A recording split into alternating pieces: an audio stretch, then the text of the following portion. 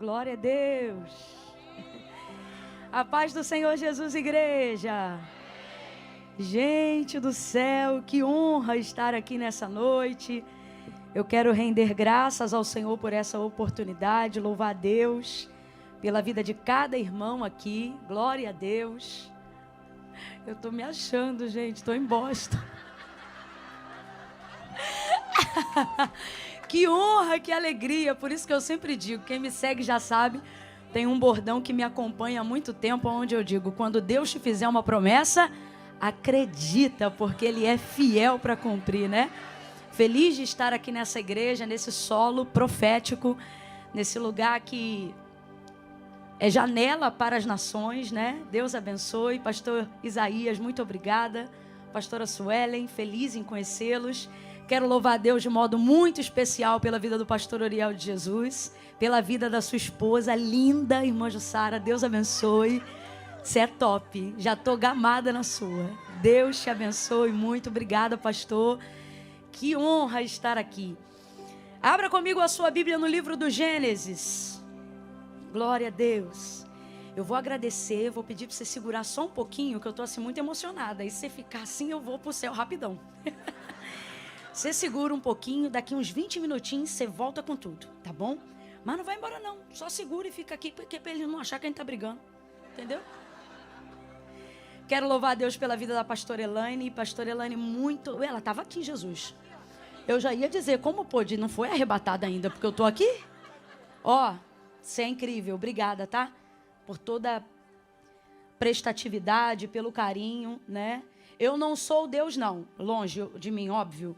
Mas é porque tem uma característica do Senhor que eu me identifico muito, né? Davi, ele disse, servir ao Senhor, mas não só servir, ele disse, servir com alegria. E isso faz toda a diferença. E você serve com prazer, com alegria. E no reino de Deus, as maiores pessoas são sempre como você. São as que servem, viu? Obrigada por tudo, viu, Elaine? Glória a Deus. Gênesis, capítulo de número 2. O Senhor trouxe essa palavra como palavra de Deus para esse dia, ao meu coração e ao seu. Segura esse som celestial. Aleluia. Pode segurar. Glória a Deus. Gênesis capítulo 2. Tá dando para sentir que eu estou um pouco nervosa? Tá? Então começa a orar por mim, ao invés de ficar me reparando aí. Eu não sei, na minha cabeça eu estava assim, Deus, será que os irmãos adoram inglês? E aí eu estava assim, meu Deus, eu tenho que treinar, acho que eu vou ficar assim, oh Lord, oh, aleluia. Cheguei aqui, o povo tudo pentecostal, brasileiro raiz, chapa quente. Oh, glória! Aleluia! Eita glória! Gênesis capítulo 2. Ó, nós vamos ler dos versos 18 em diante. Quem achou pode dar um amém? Amém. Maravilha, diz assim o texto sagrado. Disse o Senhor Deus, não é bom que o homem esteja só. O Senhor Deus disse o que, gente? Que não é? Bom. Não é? Bom. Disse o Senhor Deus, não é bom que o homem esteja só. Far-lhe-ei uma adjutora que lhe corresponda. Havendo, pois, o Senhor Deus formado da terra todos os animais do campo e todas as aves do céu, trouxe-os ao homem para ver como ele lhe chamaria. E tudo o que o homem chamou a todo ser vivente, isso foi o seu nome. Assim o homem deu nome a todos os animais domésticos, às aves do céu e a todos os animais do campo. Mas para o homem, todavia, não se achava uma adjutora que lhe correspondesse. Então o Senhor Deus fez cair um pesado sono sobre o homem, e este adormeceu. E tomou então uma das suas costelas e fechou o lugar com carne, ou fechou a carne em seu lugar. Então, da costela que o Senhor Deus tomou do homem, formou a mulher e lhe trouxe. E disse o homem, esta é agora osso dos meus ossos e carne da minha carne, e ela será chamada mulher, porquanto do homem foi tomada. E você diga... Amém. Pai, em nome de Jesus, nós louvamos o Teu nome nessa noite uma vez mais. Como, Senhor, tem sido bom andar contigo. Como foi bom te conhecer um dia. Como foi maravilhoso saber que o Senhor já nos via, já nos conhecia, já nos escolhia. A Ti seja toda a honra, toda a glória que é devida ao Teu nome, que a nossa vida Te cante, que o nosso coração Te celebre, Pai. Aonde houver um ouvido agora atento à voz do Senhor, pela ministração da Tua palavra, que é viva, que é eficaz, que é mais penetrante do que qualquer espada de 2 gumes, que penetra até a divisão da alma e do espírito, juntas e medula, e é apta para discernir os pensamentos e as intenções do coração. Senhor, que esta palavra que é viva possa ressuscitar todo aquele que estiver morto espiritualmente e quem sabe até fisicamente. Tu sabes, eu não duvido.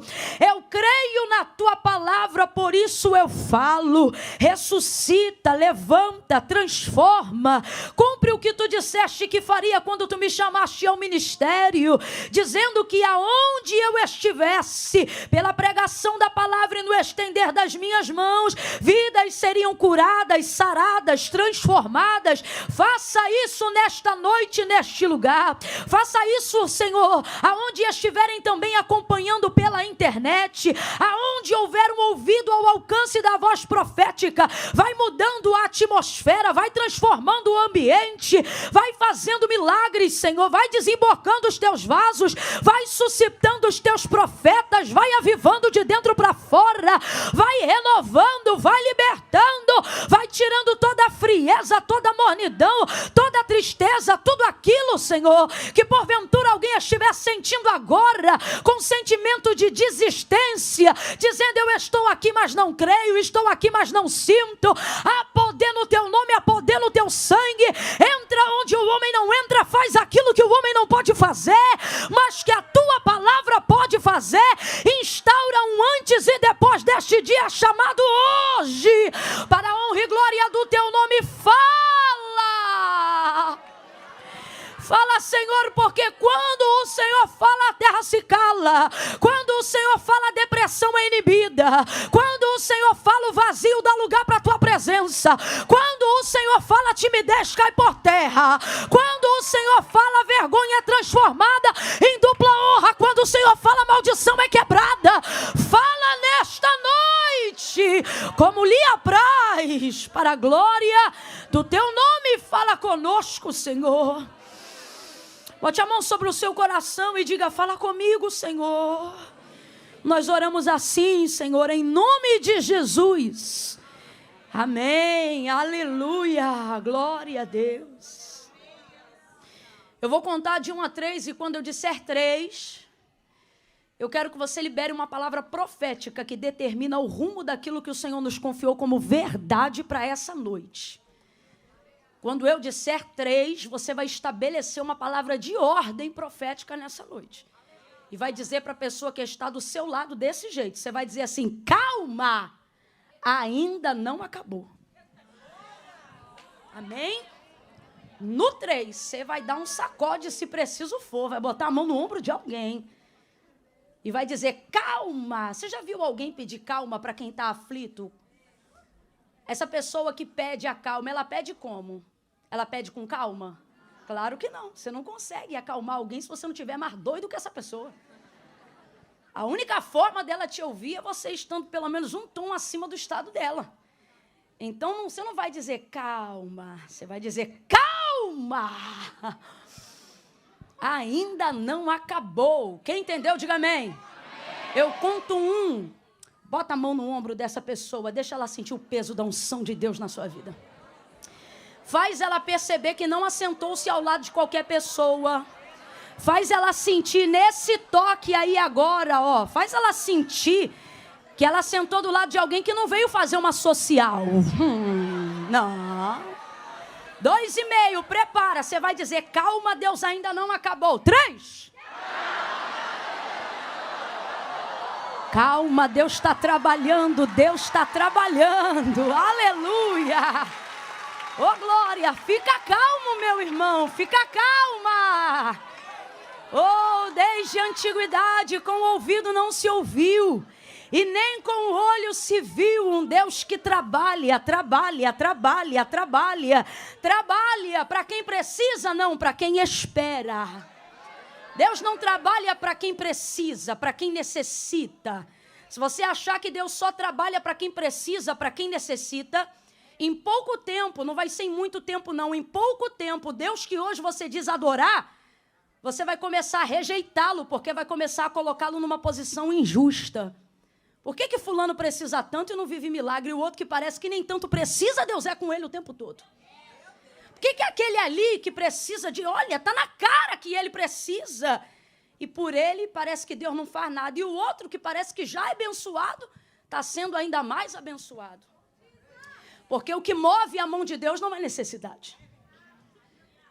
Necessidade, escassez, dificuldade é apenas uma das vertentes que podem ser molas propulsoras para os milagres. Você vai ver isso em todo o Antigo Testamento, através da vida dos profetas, como a escassez, a crise e a dificuldade se tornavam um caminho pelo qual Deus operava, mas muitas vezes tal crise, tal escassez ou tal dificuldade vinha ou pela consequência de um erro ou por um afunilamento, um aperto que o próprio Deus provocava para ver se o povo se lembrava de clamar a ele. Mas na verdade Deus nunca elegeu filhos que precisassem estar sempre na beira do limite para se lembrar que ele existe, para se lembrar que ele é Deus. E ainda que fosse isso, nós não podemos jamais caminhar dentro dessa lógica, porque o Senhor não trabalha só dentro do perfil de dificuldade, claro que não.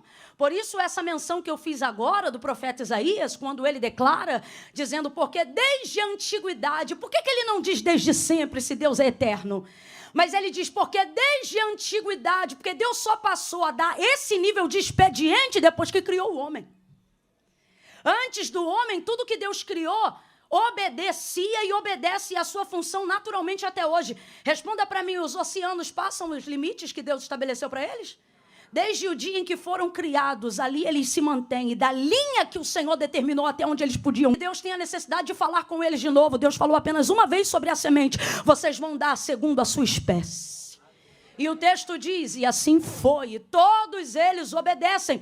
O autor da carta aos Hebreus vai deixar muito claro a força, o impacto e o poder da palavra de Deus sobre aquilo que ele ordena, sobre aquilo que ele cria, sobre aquilo que ele determina. E o autor da carta aos Hebreus vai dizer, porque céus e terra, tudo que existe e que há, não foi feito por prova aparente do que se vê, mas antes foram criados pelo poder da sua palavra. Então tudo que foi criado por ele obedece à sua voz, sem que haja repetição, sem que haja renovo da palavra que um dia foi empregada, sem que haja um reajuste, uma reconstrução.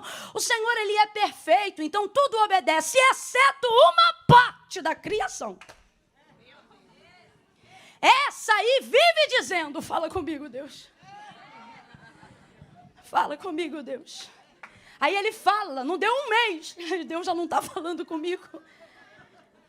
A existência de tudo que foi criado o ouviu uma vez e nunca mais deixou de obedecê-lo.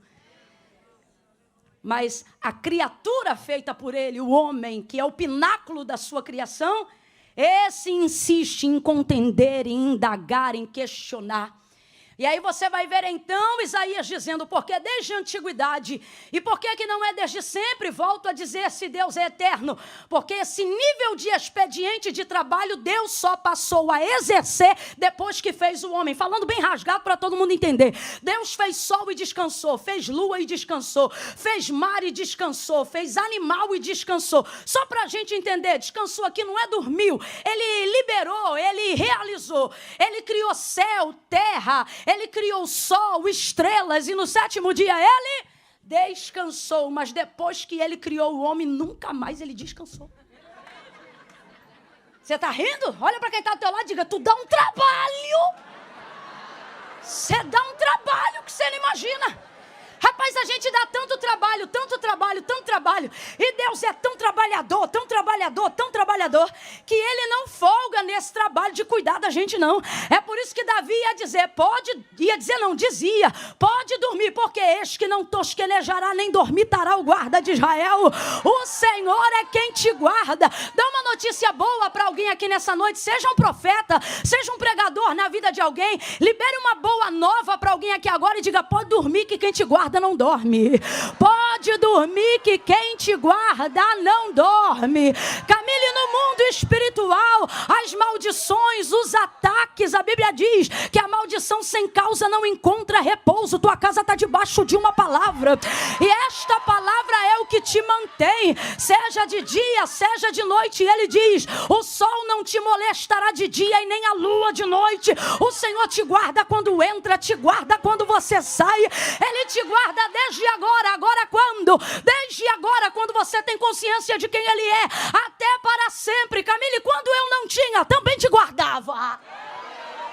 Oh, meu Deus do céu, Deus não cuida de você a partir do momento que você tem consciência dEle. A partir desse momento você só passa a ter noção de quem Ele é. Mas quem aqui, igual o cego, que o Senhor curou de nascença, de João capítulo 9, o texto diz que depois Jesus aparece para ele na frente da sinagoga, depois dele já ter sido curado, e pergunta para ele, tu crê que o homem que te curou é o Filho do Deus vivo? Aí ele disse, como crerei se não sei quem é? Aí Jesus disse para ele, sou eu que falo contigo. Ele disse, eu creio. E por que ele creu? Porque está vendo Jesus? Não, porque Jesus já via ele antes dele enxergar. Quem aqui já teve essa sensação? Olha, eu só estou firme com Deus agora, mas eu sinto que Ele já cuidava de mim antes. Porque Ele trabalha, Ele trabalha, Ele trabalha.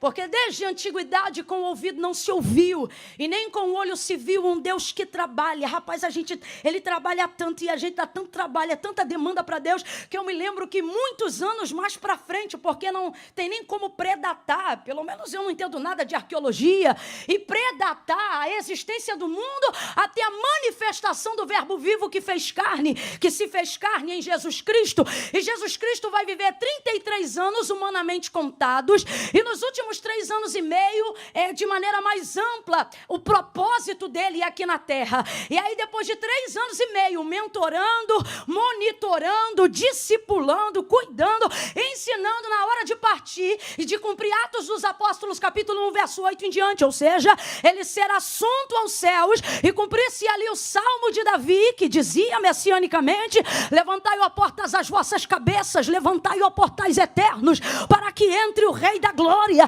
Isso é Jesus sendo assunto aos céus em Atos capítulo 1, do verso 8 em diante. Aí antes desse momento chegar, pós-morte e ressurreição de Cristo, ele vai olhar então antes da crucificação e vai dizer para os seus discípulos e para os seus filhos, eu vou para o meu Pai. Por quê? Porque meu Pai trabalha.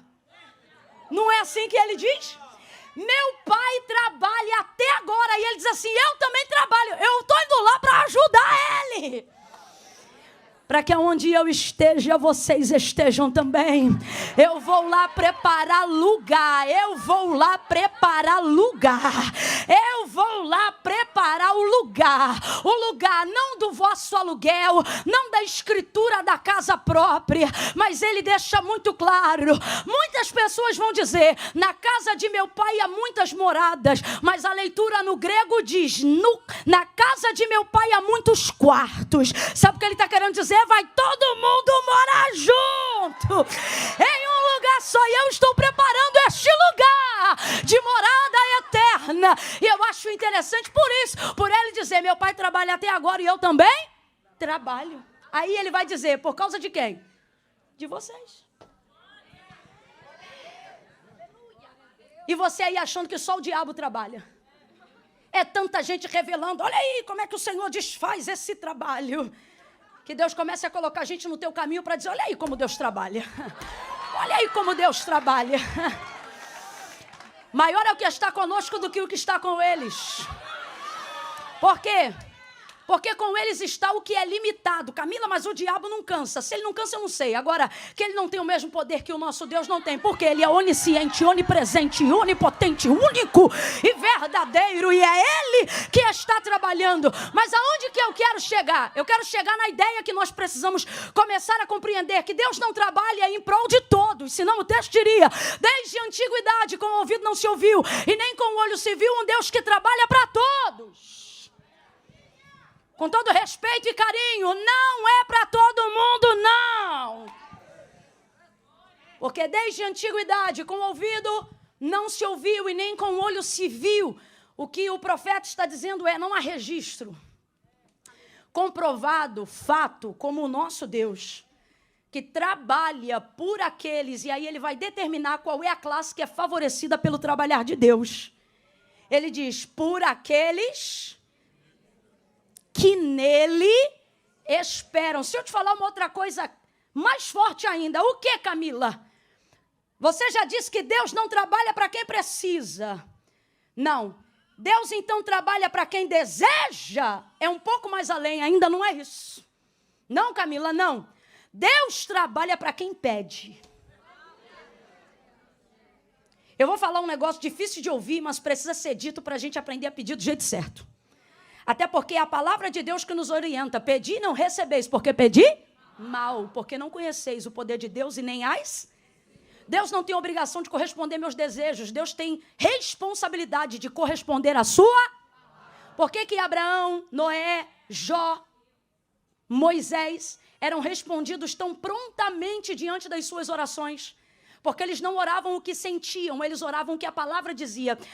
Eu não sei se a colocação correta é um pronome, mas há uma palavra que aparece no texto quando fala sobre o contato desses homens com Deus nas suas orações. E o que é incomum, comum entre eles, é que todos eles ao orar não oram assim, eu desejo, não oram assim, eu quero, eles oram assim, porque tu disseste. Rebaido, rebiga, chorremanavassúria. O que eles estão dizendo? Eu não vim aqui lhe pedir nada do que o Senhor não tem poder para me dar. Eu não venho aqui solicitar nada que o Senhor já não havia disponibilizado para me oferecer. Aí você começa a entender por que a orientação do próprio Cristo é pedir, pedir e dar-se-vos-á. Pedir, pedir e dar-se-vos-á. Ele não diz pedir e dar-se-vos-á. Em qualquer texto, independente da tradução, vai haver a repetição do pedir. Pedir, pedir, pedir, pedir. Sabe o que ele está dizendo? Para corresponder eu dou só uma vez, mas para você pedir. Tem que haver insistência, tem que haver perseverança. E por que muitas vezes a gente não persevera no pedido? Primeiro, porque sabemos que Deus é tão poderoso que Ele pode fazer. Só que isso, ao invés de gerar em nós humildade, gera em nós arrogância. E aí começa aquela conversa fiada. Deus sabe. Deus sabe. Deus sabe a justificativa de quem está cansado. Deus sabe a justificativa de quem desistiu de continuar pedindo. E por que desiste? Porque cansa. E por que cansa? Porque toda oração é um ato de humilhação, seja ela de petição ou não. E chega uma hora que na nossa humanidade, no nosso egocentrismo, a gente começa a pensar, se Deus é tão poderoso para fazer infinitamente mais até do que pedimos ou do que pensamos, por que Ele não me tira logo dessa enfermidade? Por que Ele não resolve logo minha crise conjugal? Por que Ele não abre logo a porta que Ele me falou? Por que não libera logo o green card se foi Ele que me mandou vir para essa terra? Por que isso? Por que aquilo? E nisso você vai só se exaltando. E a recompensa do trabalho de Deus não é para quem se exalta, é para quem se humilha. Humilhai-vos, pois, debaixo da potente mão de Deus, para que ao seu tempo Ele vos exalte. Camila, Deus pode dar tudo. Jesus, Ele vai deixar algo muito claro. E Ele vai ensinar-nos a pedir de forma que nenhuma das nossas petições sejam rejeitadas. Olhe para quem está do seu lado agora e diga, nenhuma. Abra a boca e diga, nenhuma. João capítulo 15, ele vai dizer, meu pai é o agricultor, eu sou a videira. Vocês são as varas. Toda vara que está em mim e dá fruto, essa eu podo, para que dê mais fruto. Agora ele vai dizer uma parte que para mim é a mais chocante do texto. Ele diz assim, toda vara, porém, que está em mim, mas não dá fruto. Preste atenção. Há muitas formas de você estar em Deus, mas só há uma forma de Deus estar em você. Vou falar de novo, só para você gravar. Há muitas formas de você estar em Deus. Louvando, orando, caminhando, adorando, cultuando. Muitas formas de você estar em Deus. Mas só há uma forma, segundo Jesus Cristo, para Ele estar em você. E Ele deixa claro. Olha o que Ele diz. Porém, toda vara que estando em mim, ou seja, está nele, está ou não está? Está ou não está? É esquisito não dar fruto, é esquisito, mas está nele, está ou não está?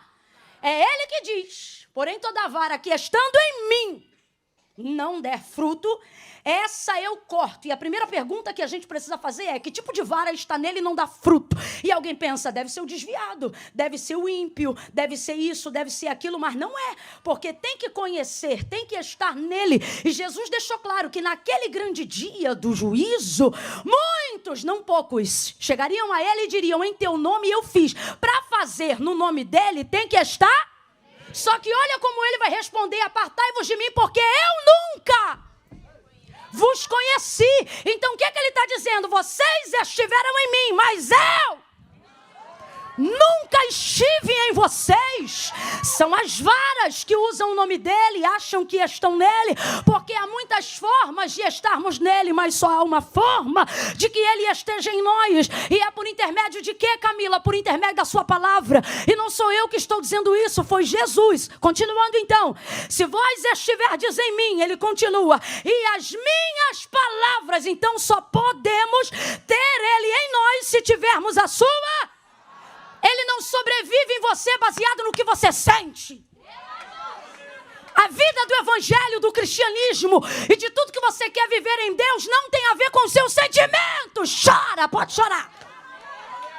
Pode chorar porque isso não vai mudar a pregação. Pode chorar porque isso não vai mudar o seu conceito.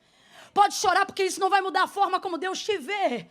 Eu estou falando para quem quer ter uma vida de resultado. Então ele continua e ele diz assim: mas se vós estiverdes em mim e as minhas palavras estiverdes em vós, pedireis.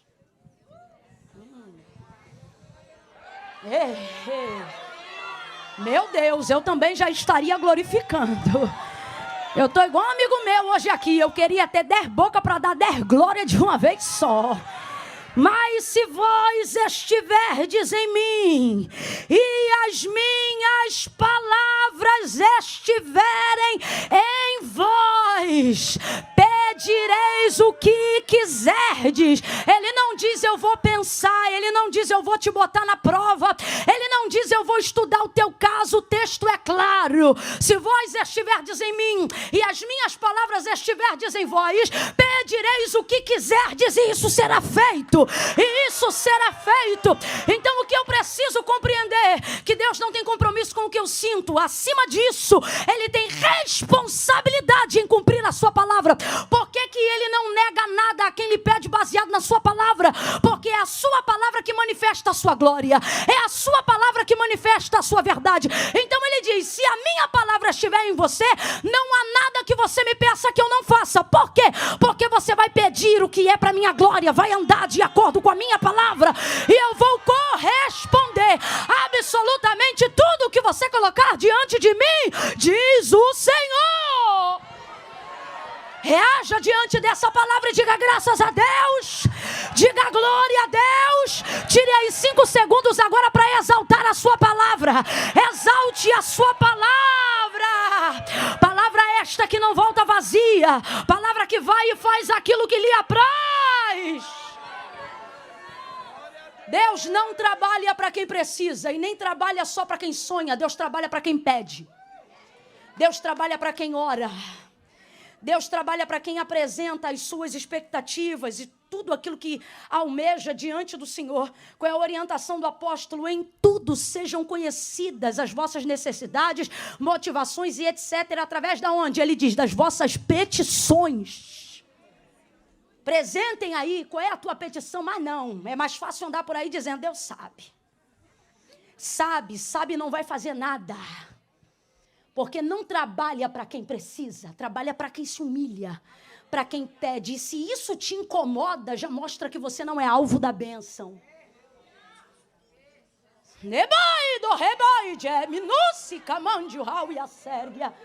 Tem gente aqui que está revoltadinho com Deus. Já vou entrar no contexto, mas é que Deus está fluindo para alguém aqui. Revoltado com Deus. Há tantos anos que eu peço isso, não vou mais pedir nada não. Ele sabe.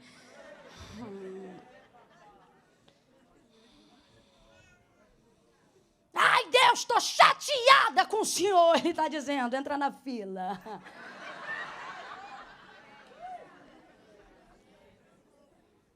Minha palavra não muda para te agradar.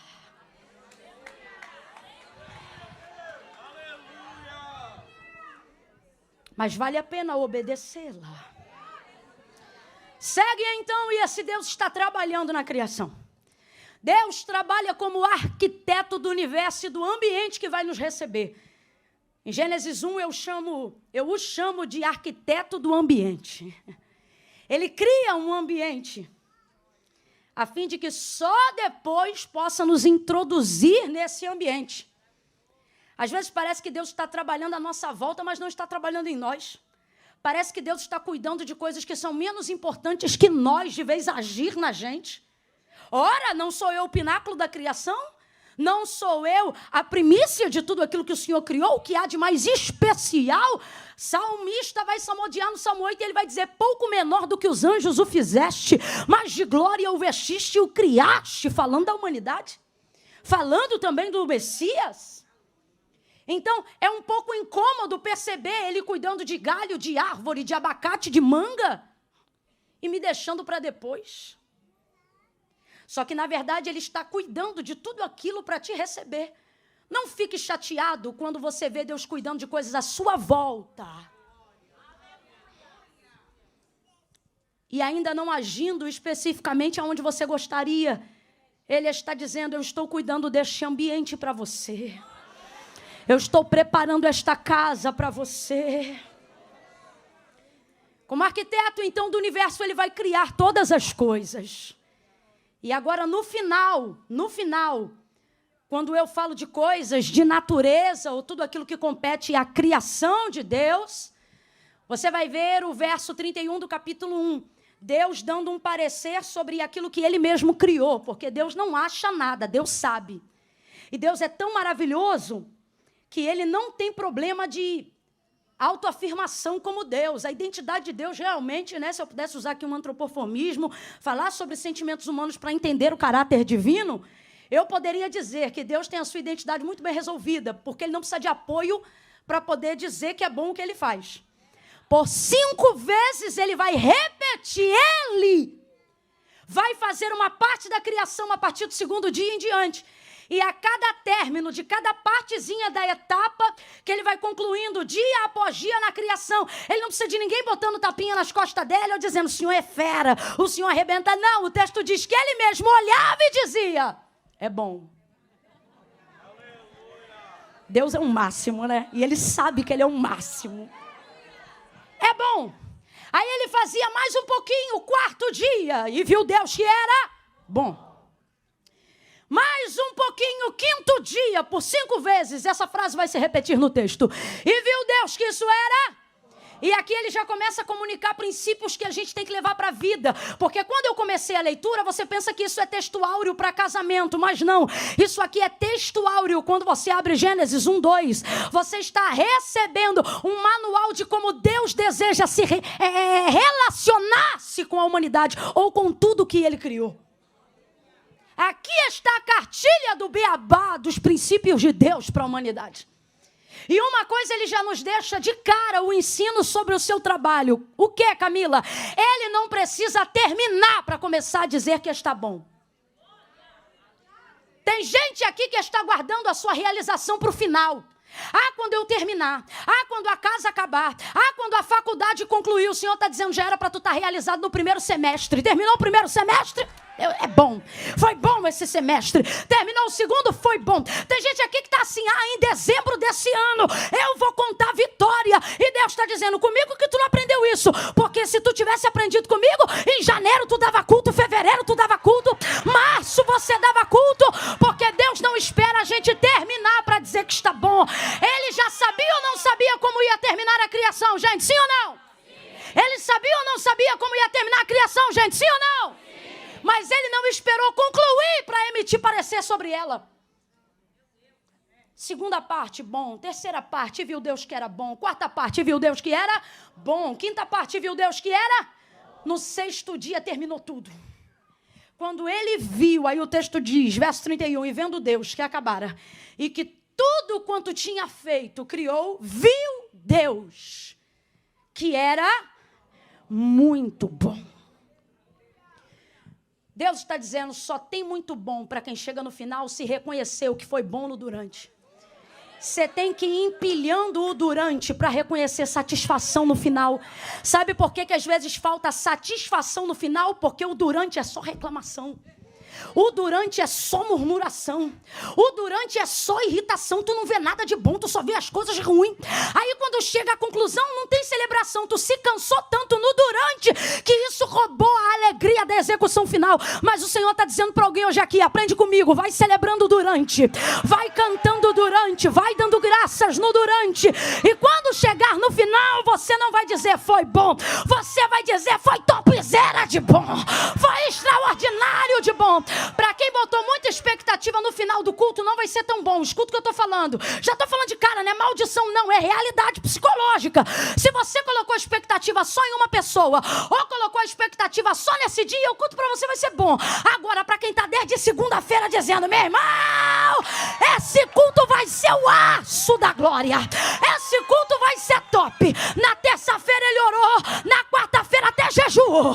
Na quinta-feira orou até pelo nosso vão. Quando chegou sexta-feira, 2 horas da tarde, a roupa que estava, que ela ia vir, que ele ia vir, já estava separado.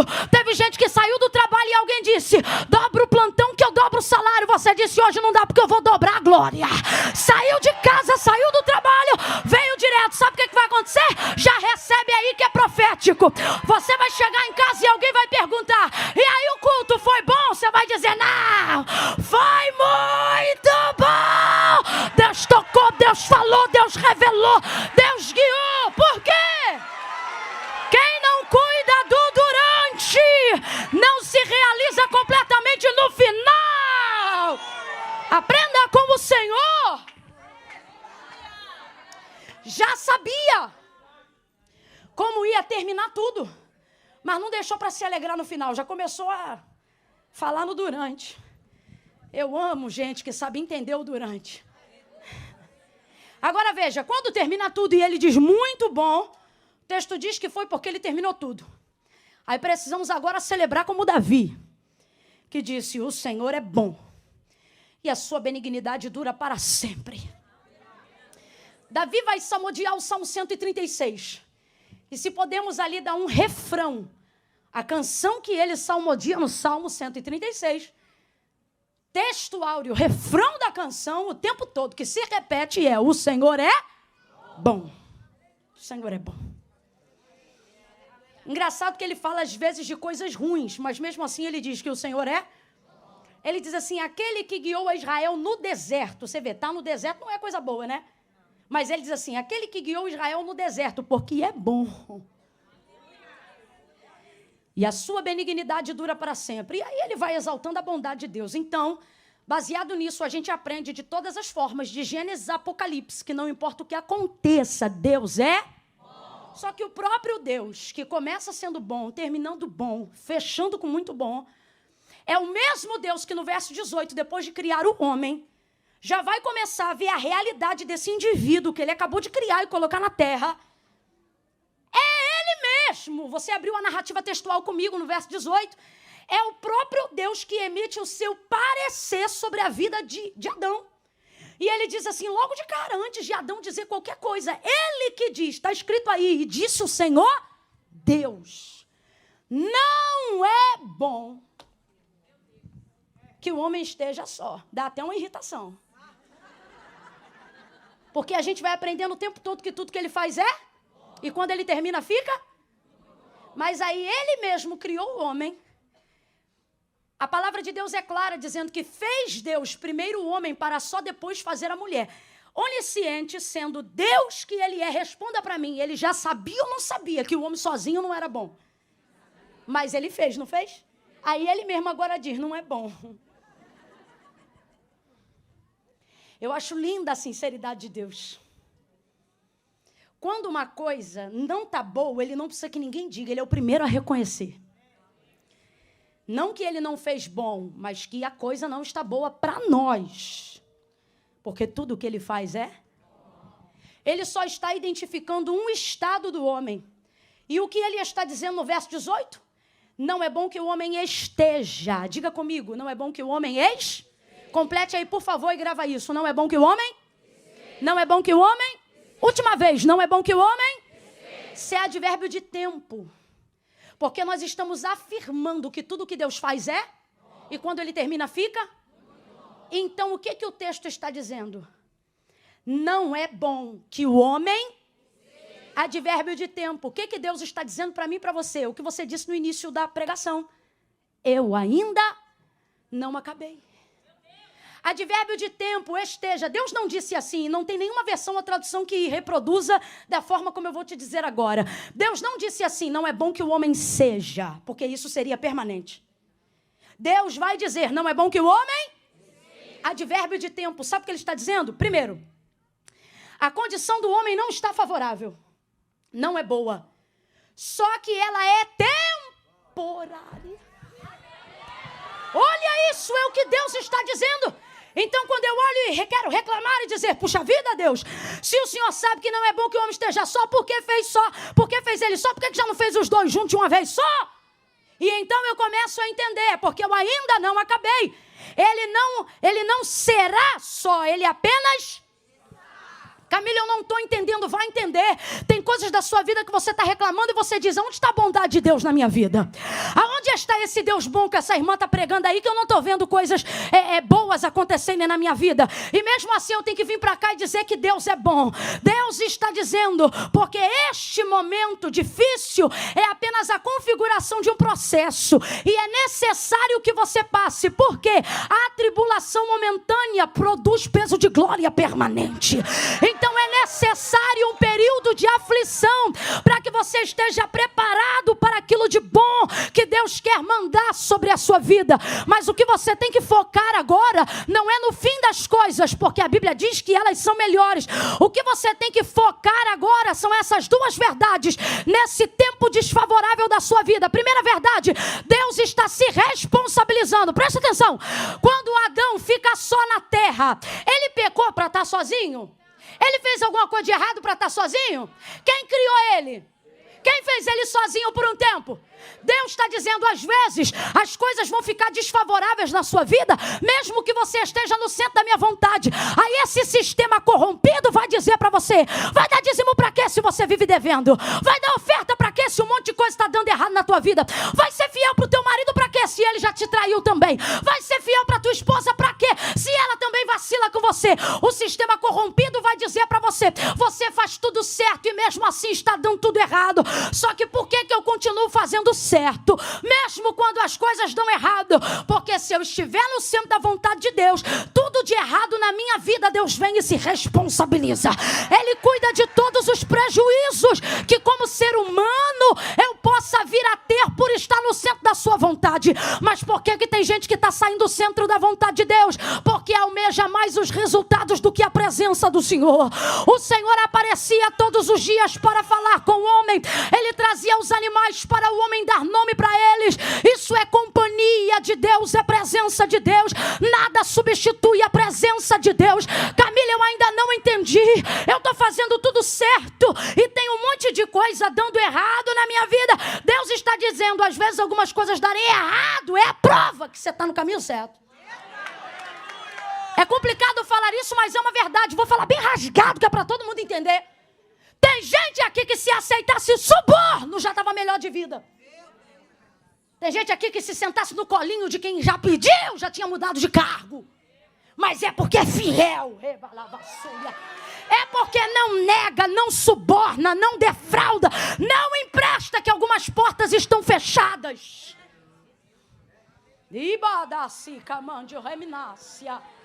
Mas Deus está dizendo, não será para sempre assim, porque essa condição ela é temporária, ela é passageira. E tem uma outra coisa maravilhosa, qual, Camila? Dentro dentro desse processo, Deus está se responsabilizando por aquilo que eu estou vivendo. Porque quem me botou nessa condição não foi pecado nem erro, foi o centro da vontade de Deus. Quando eu estou no centro da vontade de Deus, tem choro de algumas coisas, tem tristeza de algumas coisas, mas tem uma saciedade que não tem dinheiro, não tem comida, não tem sexo, não tem nada que seja maior do que essa satisfação. Deus está dizendo para alguém: continue no lugar certo, mesmo que tudo esteja dando errado. Continue no centro da vontade de Deus. Bota a mão no ombro de novo de alguém aí agora. Por favor, bota de novo, vai. Não faz assim quebradinha não, meu irmão. Abre esse sovaco aí. Bota a mão no ombro do colega, do irmão. Dá uma sacudida nele ou nela e diga: calma. Bora, grita, calma. Ele ainda não acabou. Esse processo é temporário. Quem entende o que Deus está falando? É temporário, pastor Isaías. A condição desfavorável é temporária. É temporária. Vai passar. Como chuva vai passar. Como tempestade vai passar. Como sol que castiga vai passar. Deus diz: o processo vai passar, a minha bênção não. O processo vai passar, a minha vitória não. O processo vai passar, mas você não. Isto que você está passando não vai passar por cima de você. O centro da vontade de Deus te garante. Oh, meu Deus! Segunda coisa. É só depois do verso 22 que Adão vai perceber que não tem ninguém que seja equivalente, ou seja, que não há saciedade daquilo que ele precisa. Mas lá no 18, eu não sei quantos dias, meses ou anos, sei lá, passou entre o 18 e o 20, não sei. Não sei. O que eu sei é que quando Adão identifica que ele está num problema, Deus já estava trabalhando na solução, ó.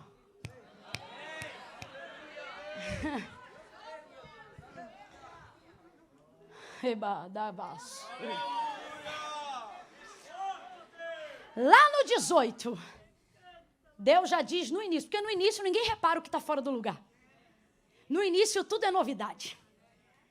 Início de namoro, início de casamento, início de igreja. Ninguém vê problema em nada. É tudo lindo. É depois de um tempo que os defeitos começam a aparecer, que os problemas começam a surgir. E aí olha o que o texto vai dizer lá em cima, antes do homem perceber qualquer coisa. E disse o Senhor Deus: não é bom que o homem esteja? E já vem acompanhado da promessa: far-lhe-ei. Oh, glória! Alguém entendeu? Deus está dizendo: quando eu te dou uma promessa, eu já identifiquei o problema há muito tempo, Só que tem o processo da espera. Que processo é esse? O processo só da promessa, do não cumprimento. Então, olha isso. Lá no 19, Deus já identificou o problema. Perdão, no 18. Só no 19 é que Adão vai perceber o problema. Quando diz: todavia procurava. E tem gente que acha que é Deus que está procurando. Irmão, Deus não procura o que ele sabe que não existe. Quem está procurando aqui é o homem. E por que ele está procurando? Porque Deus não deixou ele largado no mundo. Deus fez o homem, aí levantou um jardim que já tinha fruta pronta, tudo pronto, porque na terra ainda não tinha chovido.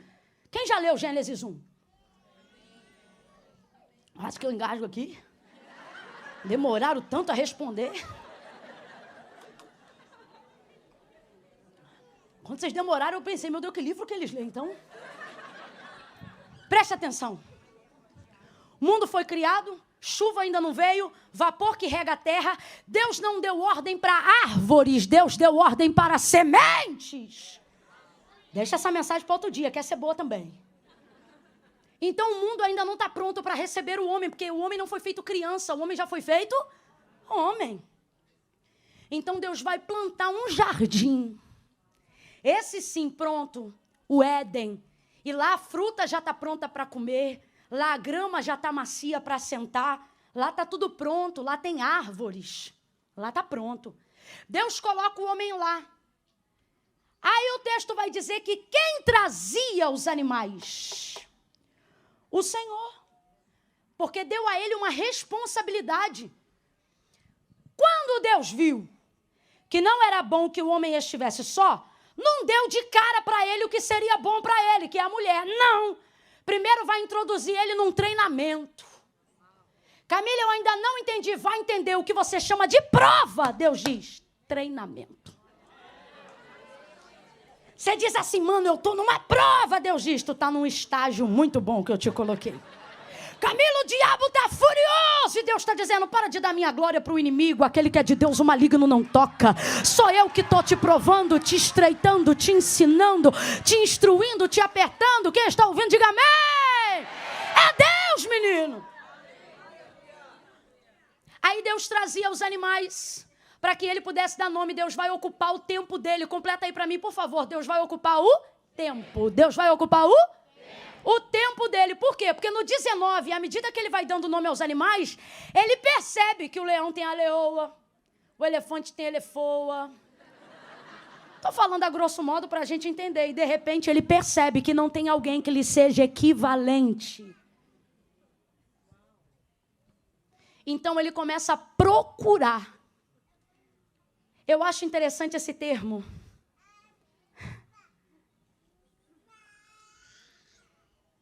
Porque ele começa a procurar. Tudo que Deus queria que ele fizesse estava ali em volta dele. Só que quando você não está plenamente satisfeito naquilo que você está fazendo, você começa a procurar. E muito cuidado com o processo da busca por aquilo que você deseja. Porque tudo que é de Deus para você, Ele vai trazer para a sua proximidade, para onde a tua mão alcança. Mas o texto diz que ele não achava. Não achava. Mas ainda assim, Deus dá a ele trabalho. Quem acha que o trabalho só veio depois da queda está redondamente enganado. Deus nunca teve filho preguiçoso. O que veio depois da queda foi o excesso, o cardo, a mão inchada, a necessidade de comer do que se produz no suor do seu rosto. Mas o trabalho? Não. O trabalho, a produção, a criatividade, né? Tudo isso já existia. Deus vai fazer então assim, olha, eu vou colocar a criação diante de você. Todos os animais do campo, até as aves do céu, tudo aquilo que vier diante de você, você vai dar nome. Completa aí, por favor. Você vai dar? Nome. E Adão, o nome que você der é um nome que vai se chamar. Deus vai dar o que aqui a ele, gente? Noção de responsabilidade. É isso que Deus está dando a ele. Responda para mim com inteligência. Deus teria nomes mais bonitos para dar aos animais que ele mesmo criou, sim ou não? Sim ou não? Mas ele vai dar essa responsabilidade a Adão. Agora responda com igual inteligência. A Adão poder catalogar a criação de Deus é uma honra, sim ou não? É um privilégio, sim ou não? Sim, é um privilégio. Todas as vezes que Deus te der uma honra, todas as vezes que Deus te der um privilégio, tenha certeza, uma das características que é Deus que está dando é que ela vem acompanhada de responsabilidade. Prosperidade e alegria que não vem acompanhada de responsabilidade não é de Deus, é prostituição. Se é Deus que deu, tem demanda. Camila, eu não entendi. Se Deus te abençoar, pode ter certeza que junto com a bênção, seja de dinheiro, seja de amigos, seja de relacionamentos, vai vir a demanda do trabalho, porque tudo que Deus te dá, Ele quer que você administre. E dá trabalho administrar a bênção, meu filho. Tem gente que acha assim, quando eu ficar rico, eu não vou fazer nada, vai ficar rico num dia e pobre no outro, porque rico, para ficar rico, tem que trabalhar. Para manter a riqueza. Eu me lembro que teve uma época que eu estava assim, um pouco me queixando das bênçãos por causa das demandas. Sabe aquele dia que você está em crise e diz, eu não quero mais nada, rapaz. Eu não quero carro, eu não quero casa, eu não quero status, eu quero uma casinha na roça. Eu quero viver do que a terra produz. Aí minha mãe diz, o quê? Na roça, minha filha, se tu não planta, tu não colhe. Tu acha que o povo da roça acorda 4 horas da manhã pra quê? Minha mãe estava querendo dizer, Camila, a vida que você procura não existe não, minha filha. Essa vida que você procura aí não existe não.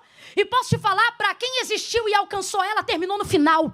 Muito mal. Por quê? Salomão, ele disse, fiz tudo o que eu desejei. Conquistei tudo o que eu queria. Não há coisa no meu coração que eu tenha desejado e não tenha feito. E no final, afligi a minha alma e vi que isso vai ficar para quem vier depois. E para mim isso tudo é... Fala para mim, Salomão tinha tudo e no final de Eclesiastes ele estava feliz? Ele estava feliz? Porque não é sobre ter tudo. É sobre administrar o que Deus me confiou. É sobre administrar o que Ele me deu. Então, todas as vezes que Deus te der algo, se for uma honra de Deus, não fique achando que ela vai vir desassociada de trabalho, minha filha. Ô, meu irmão, vai vir acompanhada de trabalho. Pode ter certeza. Quando vir aquele vaso cheio de poder, botar a mão no teu ombro e dizer, filho, estou eu abrindo uma porta diante de ti. E é porta de honra. Tu vai dar glória, vai dar aleluia. Mas quando a porta começar a abrir, tu vai ver o barulho que ela faz. E aí eu me lembro de Helena Tanuri dizendo assim, quando Deus te abrir uma porta, passe por ela, não fique reclamando do barulho que ela faz enquanto abre. Que é isso? É gente que reclama do que pediu e Deus fez, mas não sabia que para receber ia dar? Responda para mim, é um privilégio sim ou não? Mas é fácil catalogar a criação no auge da criação? Espécie que existia lá e não existe hoje, mas lá existia. Eu não sei quanto tempo isso levou. Eu sei que foi um grande trabalho, mas por que Deus fez isso? Quem lembra? Para ocupar o... Porque se Ele usa o tempo de vida que Deus deu para Ele, quem ainda está comigo, diga amém. Quem ainda aguenta mais 15 minutos, diga oh, glória. Para aguentar o tempo de vida dele, para não corromper o tempo de vida que ele tinha sem ter o que ele desejava, Deus teve que ocupar o tempo dele com aquilo que ele podia fazer. Diga para mim, ele podia criar a mulher? A mulher existia? Não. O que ele estava procurando na horizontal só podia vir? Quem fez o homem fez na? E quem faria a mulher também faria na? Deus é a pessoa. Ok? Amém? Yes? Ok? Então veja. Ele está procurando na horizontal o que ele só pode ter? Quem é da vertical mandou ele trabalhar na? Vai ouvindo. Você diz, eu quero a vertical, e Deus está dizendo, vai trabalhando na horizontal. Aí, filhos que não compreendem a vontade de Deus dizem assim, já que eu não tenho o que tu pode me dar, também não vou fazer para ti o que eu posso fazer. Agora, Ele vai dar nome a toda a criação, mesmo não tendo aquilo que Ele quer. Deus está dizendo para alguém, sabe quando você está pronto para receber o que eu quero dar?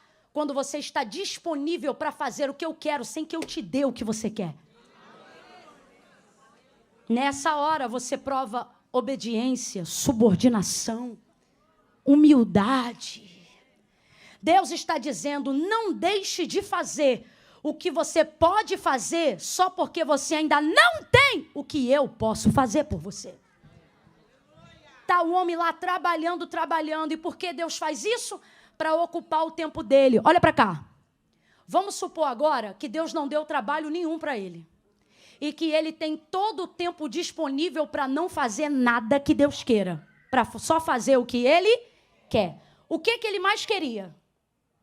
Está aqui no verso 19. O que ele mais queria? O que ele estava procurando? Uma mulher. Ele ainda nem sabe que o termo é esse. É uma equivalente, mas ele está procurando. Posso lhe dizer? Ele está procurando uma coisa que ele nem sabe o que é se ele encontrar. Nunca viu. Se ele não tem o tempo de trabalho que Deus deu para dar nome aos animais, ele vai usar todo esse tempo para correr atrás do que ele... Mas o que ele quer existe? Fala para mim, a sanidade mental de um homem que passa a vida inteira buscando o que não existe vai ficar perfeita? Camila, eu não estou entendendo. Tá sim, Deus está dizendo, estou ocupando o teu tempo com o que eu quero, que é para você não ficar maluco. Estou te botando para trabalhar no que eu quero, que é para você não ficar doido. Porque se você usar todo o seu tempo para correr atrás só do que você quer, no final você está menor do que pó, menos do que cinza, acabado por ter pelejado, usado o teu tempo, tua vida, tua energia, tua saúde para correr atrás só do que você quer. Eu vou falar bem aberto que é para todo mundo entender. A galera que só quer trabalho, enriquecer. Dinheiro. É ceia, não vem. Campanha, não vem. Propósito, não vem. Jejum não faz porque eu tenho que crescer, porque eu tenho que ter, porque eu tenho que conquistar. No final termina triste, sem família, sem dinheiro, sem Bitcoin, sem dólar, sem bolsa. Aí vem pra cá e a gente vê o camarada com o bolso pra fora, sem nada. O que é que você veio buscar aqui? Vem buscar a presença de Deus. Por quê? Aprendeu no final o que Agostinho aprendeu no início. Ele disse, o céu está pronto para compensar qualquer prejuízo que a terra te dê, para você alcançá-lo. Mas a terra não está pronta para compensar o prejuízo de perder o céu. Buscai primeiro o reino dos céus e a sua justiça, e as demais coisas vos serão acrescentadas. Não vale a pena, não vale a pena dedicar todo o seu tempo para realizar só o que sua alma almeja. No final vai ser enfado, vai ser cansaço, vai ser depressão, síndrome do pânico, síndrome do pensamento acelerado. E isso não é praga, é consequência, minha gente. Eu vou contar de 1 a 3, tu vai gritar. Camila, é pra gritar. Camila, eu não sou de gritar, então tu deixa pra vir no outro culto, porque nesses 2 dias, meu filho, a gente veio a pentecostal até o tutano. No 3, você vai gritar pra essa pessoa e vai dizer pra ela, não vale a pena. E o que não vale a pena, Camila? Gastar toda a vida que Deus me deu pra viver só pro mundo. Gastar toda a vida que Deus me deu pra viver só pra dinheiro. Gastar toda a vida que Deus me deu pra viver só pra descanso. Deus está dizendo, essa vida, a parte boa dela mesmo, não custa dinheiro. Sabe o que é? Paz para dormir quando deita, saúde quando levanta, alegria que não depende de circunstância. Prepara, porque Deus está me mostrando. Fazia tempo que eu não tinha visão aberta, mas Deus está me mostrando um poço fundo e uma mão que hoje vai arrancar gente de lá. Prepara que no 3 você vai dizer, não vale a pena, e Deus vai libertar. Muros vão cair, cadeias materialistas vão cair. Você não ficará refém dos negócios dos homens dessa terra. Teu ministério começa a despontar a partir de hoje. Tua vida espiritual vai começar a se tornar mais importante do que tua vida física. Prepara, eu conto 1, põe a mão no ombro de alguém agora. Eu conto 2, sacode essa pessoa com carinho. 3, diga pra ela, não vale a pena, não vale a pena ganhar o mundo e perder o Senhor. Não vale a pena.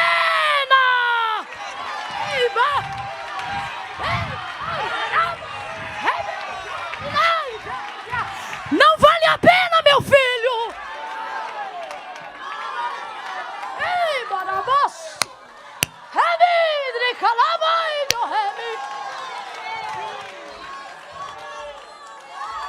Camila, mas eu só desejo o que qualquer pessoa na minha condição desejaria. Só que tu estás se fazendo as perguntas erradas. A pergunta aqui nessa noite não é se o que você quer ter, quanto dinheiro pode pagar. Porque uma coisa que o dinheiro pode pagar, qualquer um que tem dinheiro pode ter. A pergunta é, se o que tu tem, quanto pode pagar? Salvação, quanto se paga?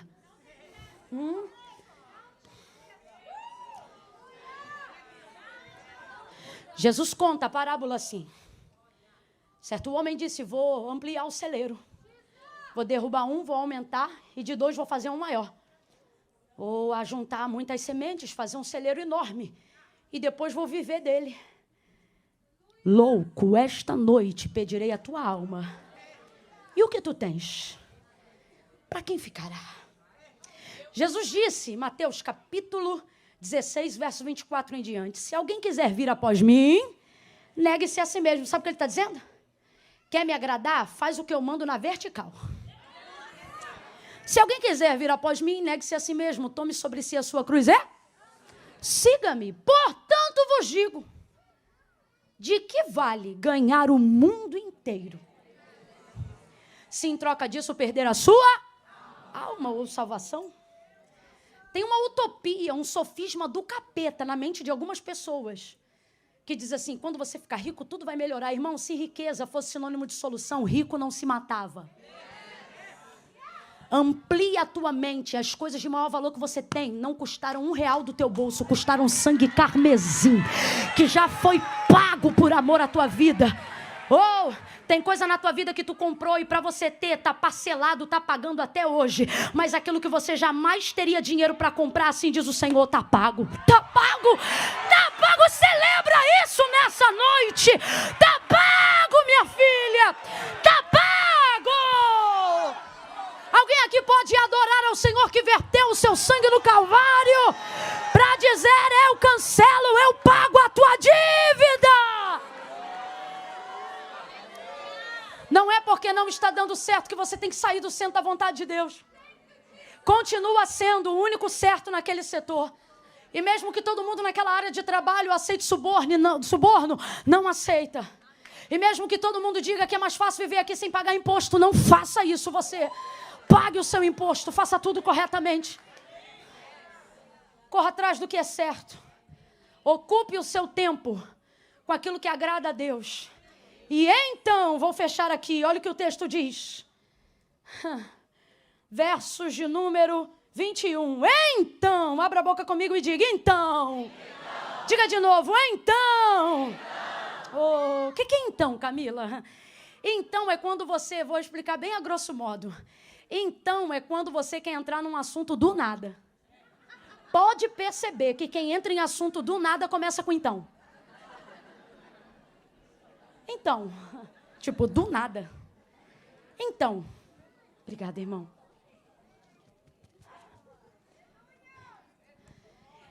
Então, porque o texto vai encerrando no verso 20, dizendo assim, que o homem deu nome a todos os animais domésticos, as aves do céu, os animais do campo, mas para o homem não se achava uma adjutora que lhe correspondesse, ou seja, ele está lá trabalhando, fazendo a vida dele, ele está lá dando nome, fazendo o que Deus mandou, mas para ele não tem nada do que ele quer.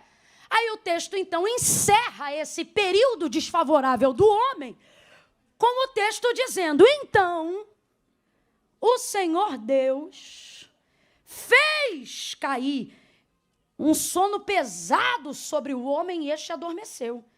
Que dia foi isso, gente? Que dia foi isso da semana? Alguém sabe? Eu acho incrível vocês saberem um negócio desse.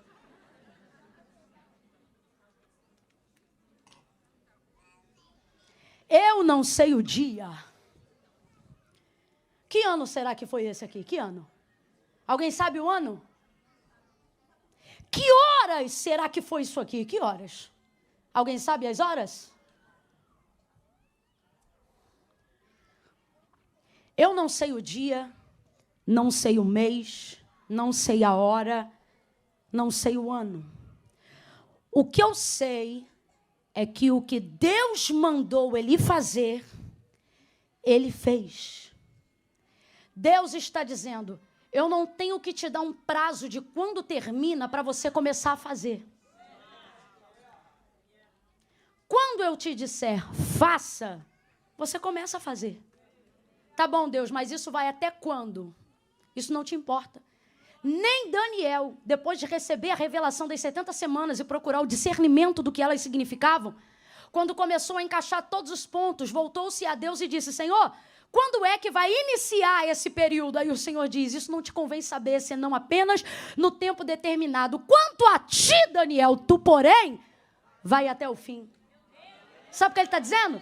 Quando eu começo ou quando eu termino, não te cabe. O que te cabe é, faz o que eu te mandei fazer.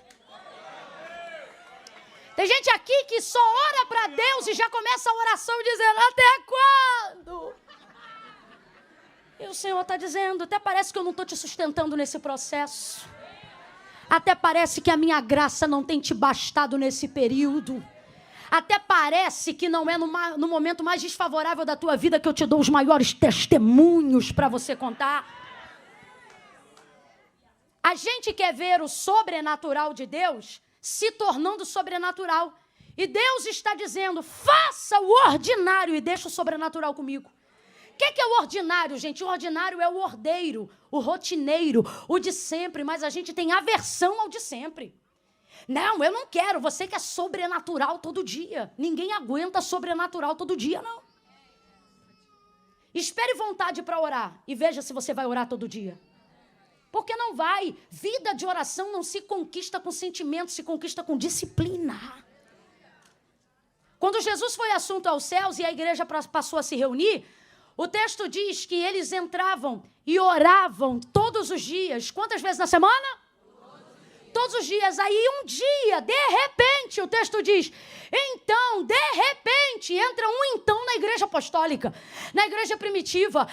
Então, de repente, que dia, que ano, não sei, foi num dos dias em que eles davam manutenção todos os dias.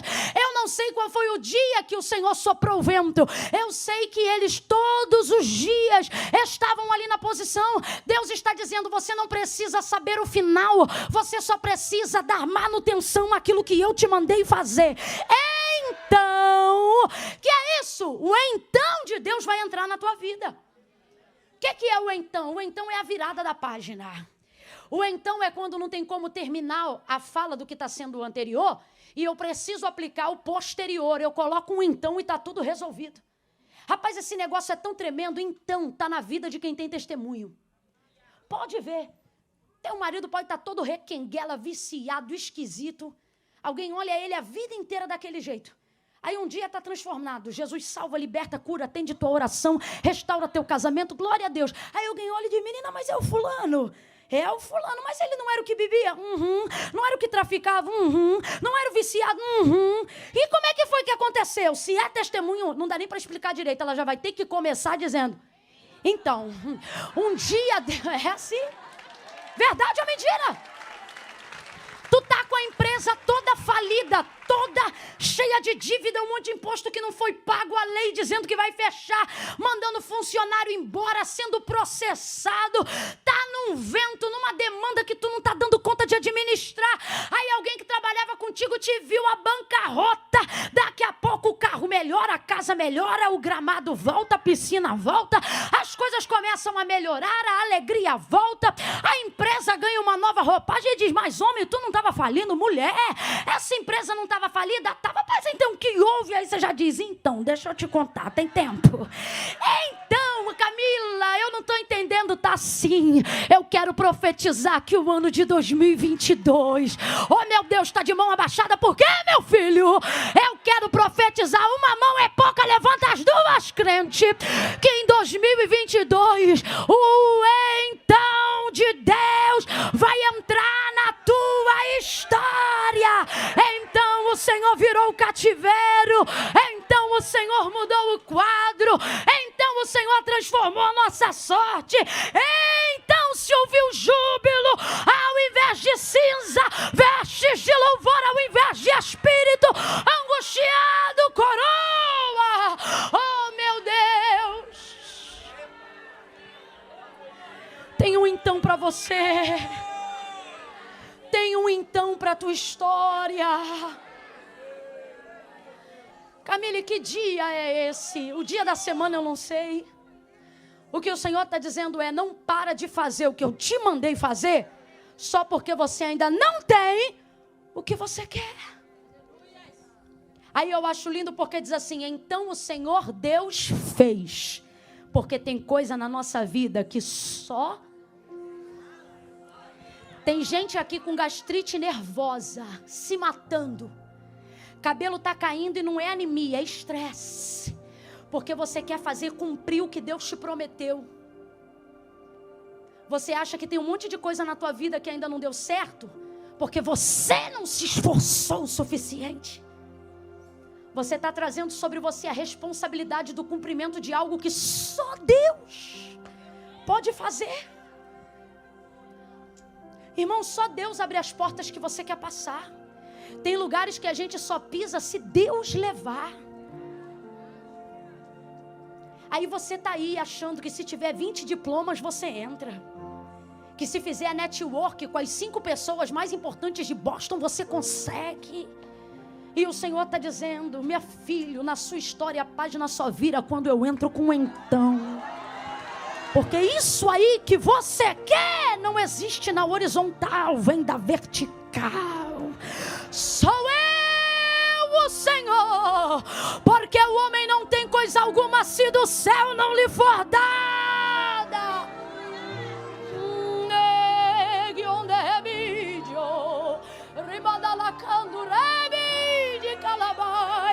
Há um consolo do Espírito Santo nesta noite.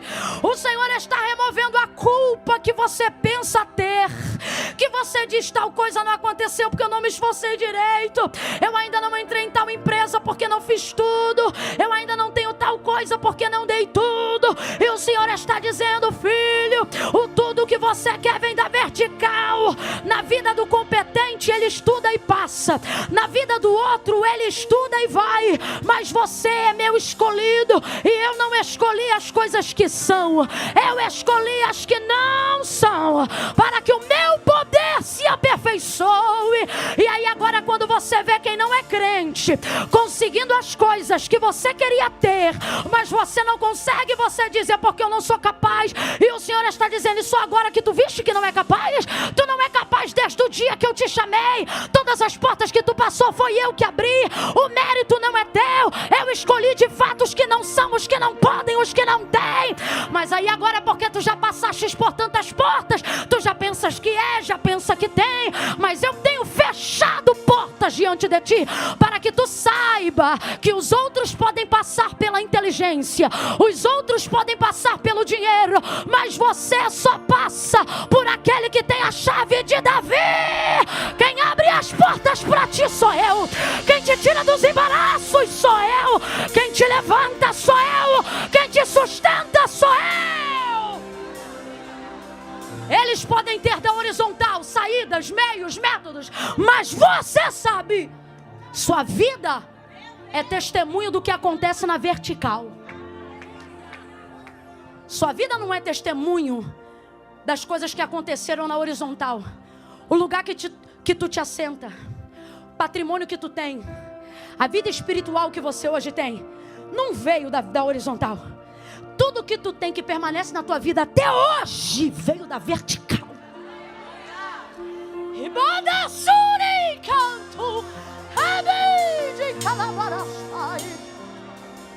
Mas de um tempo pra cá, você está usando todo o tempo, saúde e energia que eu te dei para aqui, ó. Teu braço, tua força, tua inteligência. Está deixando de fazer as coisas que eu mandei você fazer, porque o sentimento de atraso não te deixa. Enquanto eu estou aqui fazendo o que Deus quer, o outro está lá ocupando o meu lugar, o outro está lá conquistando, o outro isso, o outro aquilo. E assim te diz o Senhor: se tu te fatigas com os homens que vão a pé, sabe o que ele está dizendo?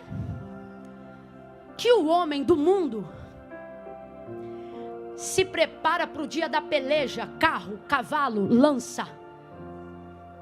Então o texto vai dizer: uns confiam em carros, outros em...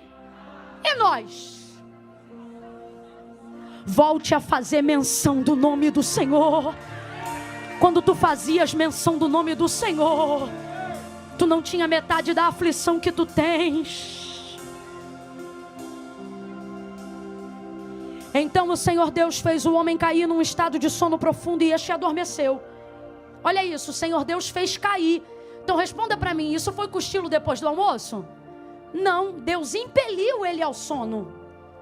A dormência, ele dorme. Enquanto ele dorme, o Senhor abre, tira um pedaço de costela e fecha o lugar.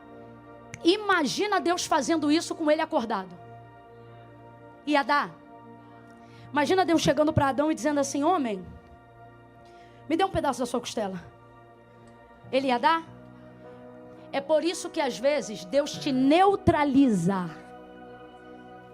Porque tem coisas que Ele vai tirar. O texto não diz: e o Senhor Deus pediu. O texto diz: e o Senhor Deus tomou. Em outras versões, tirou. Tem coisa que está doendo porque te foi arrancado. E você diz, Camila, e agora o que eu faço?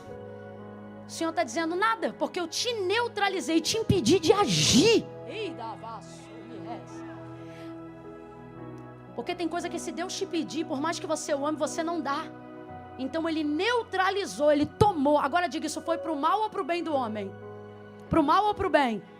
Porque até quando Deus toma, Ele está sendo bom.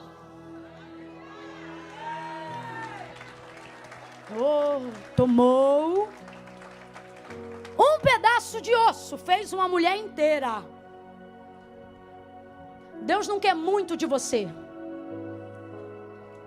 Ele só quer de você o que é mais profundo.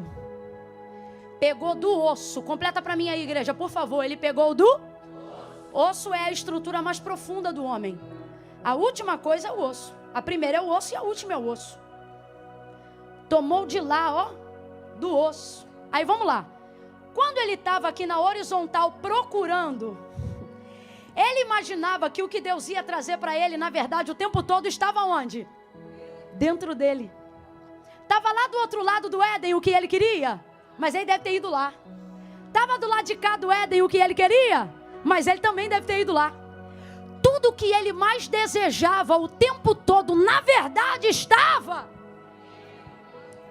E o que Deus fez do lado de fora? A estrutura, a manifestação de uma matéria-prima que já estava dentro. Deus está dizendo, eu vou construir, eu vou externar do lado de fora a manifestação do seu desejo. Agora olhe para mim aqui, cuidado, porque Deus não externa do lado de fora nada muito diferente do que Ele vê quando olha para dentro de você. Quer ver Deus trazer coisas grandiosas diante de você? Não melhore o seu exterior, melhore o seu.